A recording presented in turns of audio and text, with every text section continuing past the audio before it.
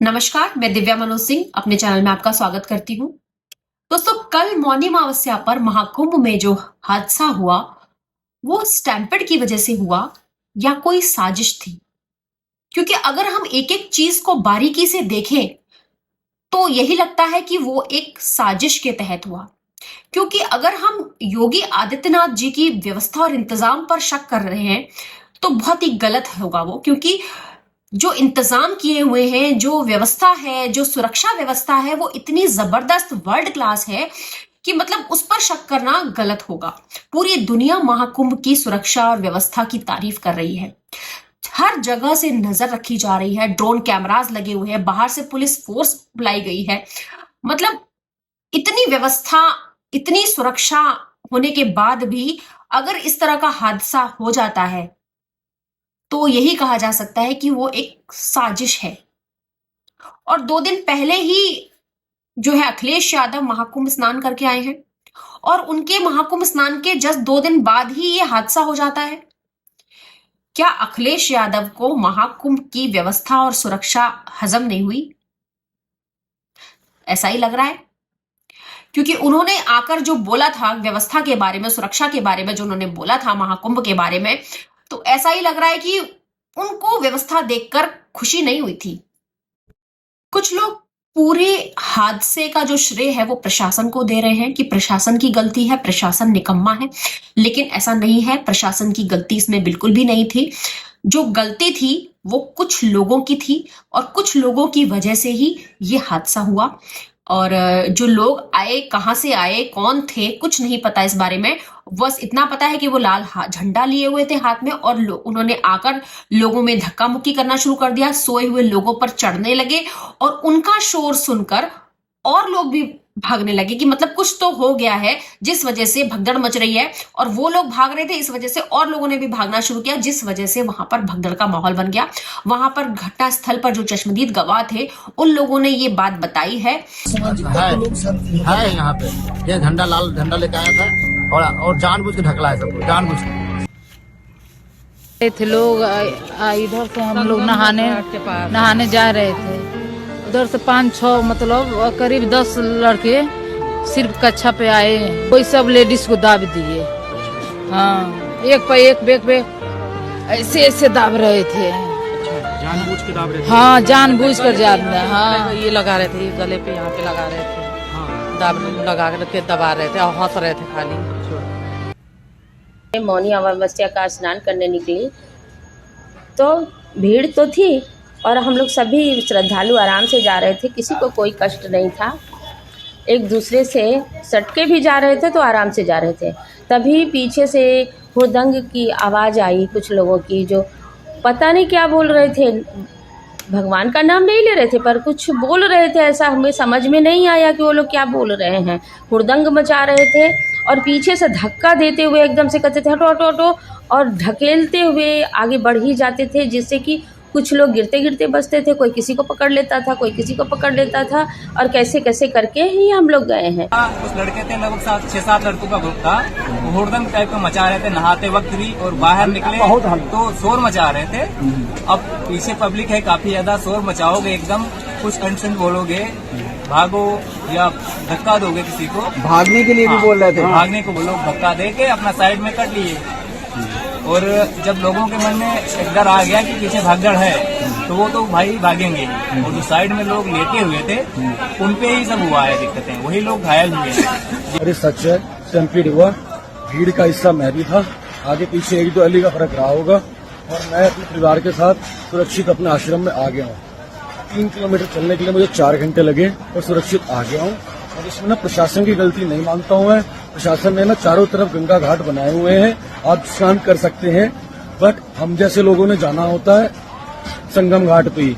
और कुछ लोग ऐसे होते हैं चुन्नी बांध के, ग्रुप में रस्सी बांध के पकड़े चलते हैं, आगे वाला बंदा धक्का दे रहा होता है, पीछे वाला बंदा फॉलो कर रहा होता है, साथ में लगा देखते नहीं कौन कहाँ जा रहा है। भगदड़ इसी से मचती है।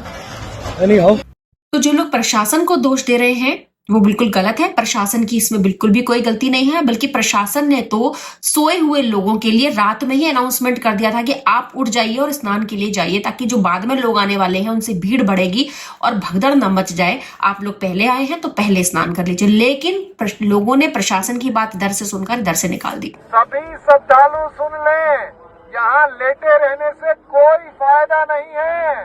जो सोवत है सो खोवत है।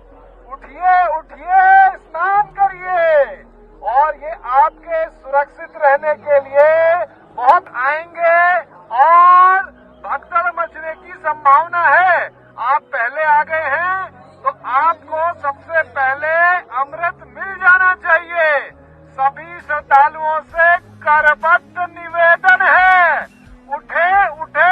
आप प्रशासन को फॉलो नहीं कर रहे हैं, उसके बाद आप दोष दे रहे हैं प्रशासन को। तो इस पूरी घटना का जो जिम्मेदार है वो कुछ लोग हैं जिन्होंने शोर मचाकर धक्का मुक्की शुरू की, और वो कुछ लोग हैं जिन्होंने प्रशासन की बात नहीं सुनी। आप देखिए किस तरह से लोग बैरिगेटर्स तोड़ तोड़ कर बाहर निकल रहे हैं। पुलिस धक्का मार रही है, पुलिस रोकने की कोशिश कर रही है, लेकिन लोगों पे कोई असर नहीं है। लोग बैरिगेटर्स को लांग लांग के जा रहे हैं, रस्सियों को फांद फांद के जा रहे हैं। तो भाई, जब आप प्रशासन की कुछ बात नहीं सुन रहे हैं तो आपके साथ जो घटना होगी, हादसा होगा, आप उसके जिम्मेदार खुद होंगे। उसके लिए आप प्रशासन को दोष नहीं दे सकते हैं। और एक और व्यक्ति है जो वहां पर मौजूद था, वो महाकुंभ के पहले दिन से है और महाकुंभ में अब तक वो रुका हुआ है। उसने भी अपने मुंह से बयां किया है कि क्या हुआ था एक्चुअल में, उस टाइम वहां पर क्या हुआ था। महाकुंभ में आज जितनी भी मृत्यु हुई वो प्रशासन की गैर जिम्मेदारी की वजह से हुई। भाइयों, ऐसा बिल्कुल भी नहीं है। मैं उस टाइम पे मौजूद था वहाँ पे। संगम पे बहुत ज़्यादा भीड़ बढ़ गई, तो प्रशासन क्या कर रही थी कि ए पॉइंट से बी पॉइंट तक उनको डाइवर्ट कर रही थी, बट लोग उस टाइम पे वहाँ मान नहीं रहे थे। बैरिगेट्स वगैरह तोड़ने लग गए, उसके अलावा वहाँ बल्ली वगैरह लगी थी वो जंप करने लग गए। तो ऐसी भगदड़ की वजह से वहाँ पे लोगों की मृत्यु हुई, उसके कई लोग बेहोश भी हुए। उसके अलावा संगम के घाट की साइड लोग सो रहे थे, कई जगहों पे लोग सो रहे थे। प्रशासन उसके लिए भी मना कर रहा था। मैं उस टाइम पे वहाँ पे था, मतलब पूरे टाइम में वहाँ पे था, बट लोग फिर भी नहीं मान रहे थे, वहाँ सोने लग गए थे। तो मतलब भगदड़ की वजह से वहाँ भी ये हादसा हुआ। उसके अलावा भाइयों, एम्बुलेंस वगैरह मैं देख रहा था, स्ट्रेचर्स वगैरह वो लोग लेके आ रहे थे टाइम टू टाइम, मतलब इतना ज़्यादा टाइम भी नहीं लग रहा था। तो प्रशासन का उतना मैं नहीं मानता कि उन्होंने गैर जिम्मेदाराना हरकत करी वहाँ पे। मैं और मेरा दोस्त भी उनकी मदद कर रहे थे, एम्बुलेंस वगैरह निकलवा रहे थे, और मतलब जितने भी लोग खो गए थे उनकी मदद कर रहे थे। तो मेरे को भी लोग गालियाँ दे रहे हैं, बट वो चलता है, ठीक है। और मैं कल अरेल घाट साइड था, कल मैं अरेल घाट साइड था, वहाँ भी मैं देख रहा था कि लोग पुलिस की बातों को नहीं मान रहे थे, मतलब बीच में आके ऐसे पुल को चढ़ने लग गए, वो सब करने लग गए। तो मैंने भी वो रिकॉर्ड करा। वो प्रशासन की कोई गलती है नहीं मेरे हिसाब से। तो जब योगी आदित्यनाथ जी से इस हादसे के बारे में बात की गई तो वो काफी भावुक नजर आए, और उन्होंने मृतक के परिवारजनों को 25-25 लाख रुपए की राशि देने का भी ऐलान किया है, और साथ में ये भी कहा है कि हादसे की न्यायिक जांच की जाएगी। 3 संसदीय कमेटी जांच कर सरकार को रिपोर्ट भी सौंपेगी। उन्होंने हादसे की तह तक जाने का भरोसा दिलाया है। घटना दुखद है, मर्माहत करने वाला है।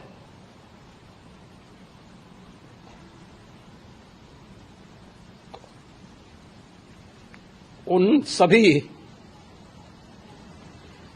परिजनों के प्रति हमारी पूरी संवेदना है। हम लोग रात्रि से ही लगातार प्रशासन के संपर्क में हैं। मेला प्राधिकरण,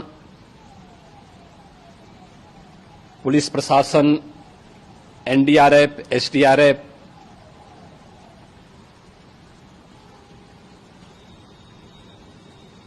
और भी अन्य जितने भी व्यवस्थाएं हो सकती थी उन सबको वहां पर तैनात किया गया है। और अब भगदड़ की घटना के बाद महाकुंभ में कुछ नियम भी लागू कर दिए गए हैं। महाकुंभ में 4 फरवरी तक वाहनों पर रोक लगा दी गई है। वीवीआईपी पास कैंसिल कर दिए गए हैं। टोटल 5 बदलाव किए गए हैं, बड़े बदलाव किए गए हैं। ये जो बदलाव रहेंगे वो 4 फरवरी तक ही लागू रहेंगे। पूरे मेला क्षेत्र को नो व्हीकल क्षेत्र घोषित कर दिया गया है। अब आप किसी भी वाहन या व्हीकल को मेला क्षेत्र में अंदर नहीं ले जा पाओगे। सभी व्हीकल के पास कैंसिल कर दिए गए हैं। मेले में एक भी गाड़ी नहीं चलेगी। इसके अलावा रास्ते को भी वन वे कर दिया गया है। अब आने वाले श्रद्धालु, एक रास्ते से आने वाले श्रद्धालु स्नान करने के बाद दूसरे रास्ते से जाएंगे। मतलब श्रद्धालुओं के आने और जाने के रास्ते अलग अलग कर दिए गए हैं। पूरे शहर में 4 व्हीलर व्हीकल्स की एंट्री पर रोक लगा दी गई है। ये जो नियम लागू है सिर्फ 4 फरवरी तक ही है। 4 फरवरी के बाद फिर से वैसे ही चलेगा जैसे पहले चल रहा था। ये भीड़ को कंट्रोल करने के लिए नियम लागू किए गए हैं। महाकुंभ में भगदड़ के बाद योगी आदित्यनाथ ने अधिकारियों को निर्देश देते हुए कहा है कि श्रद्धालुओं की सुरक्षा के साथ कोई भी समझौता नहीं किया जाएगा। साथ ही बढ़ती हुई भीड़ को लेकर प्रशासन ने एक बड़ा फैसला और लिया है कि लखनऊ प्रयागराज नेशनल हाईवे को बंद कर दिया गया है। इससे जो है हाईवे पर जो ट्रैफिक जाम लग रहा है, आप देख सकते हैं तस्वीरों में किस तरह से जाम लग रहा है। पीछे तक कुछ बहुत ज्यादा किलोमीटर तक, 80 किलोमीटर तक का जाम है। तो इसको कंट्रोल करने के लिए जो है नेशनल हाईवे को बंद कर दिया गया है। जगह जगह पर बैरिकेडिंग लगा दी गई है। इसके अलावा साथ ही प्रशासन ने एक हेल्पलाइन नंबर भी जारी किया है 1920। आप इसे नोट कर लीजिए 1920। अगर आप मेला क्षेत्र में किसी हादसे का शिकार हो जाते हैं या फिर कहीं फंस जाते हैं तो तुरंत 1920 पे कॉल करके आप मदद ले सकते हैं। और जो 5 बड़े बदलाव किए गए हैं सरकार की तरफ से वो मैं स्क्रीन पर आपको दिखा देती हूँ। ये 5 बड़े बदलाव किए गए हैं, आप इनको चेक कर लीजिए। और साथ ही कुछ दिशा निर्देश भी जारी किए हैं। अगर आप प्रयागराज जाने का प्लान कर रहे हैं, विचार कर रहे हैं, तो आप इन दिशा निर्देशों को पहले भली भांति पढ़ लें, उसके बाद ही जाएं। क्योंकि सेफ जाइए और सेफ आइए। आप सेफ रहेंगे तभी आपका परिवार सेफ रहेगा। और कहते हैं ना, जान है तो जहान है। तो जो भी महाकुंभ जाने की तैयारी कर रहे हैं, अच्छे से तैयारी करके जाइए। दिशा निर्देशों को पढ़िए, पूरे रूल्स रेगुलेशन को फॉलो करिए। प्रशासन की बात सुनिए, खास तौर से प्रशासन की बात सुनिए, क्योंकि प्रशासन हमेशा आपके भले के लिए ही कहता है। प्रशासन की बात न सुनने की वजह से ही ये हादसा हुआ है। नमस्कार।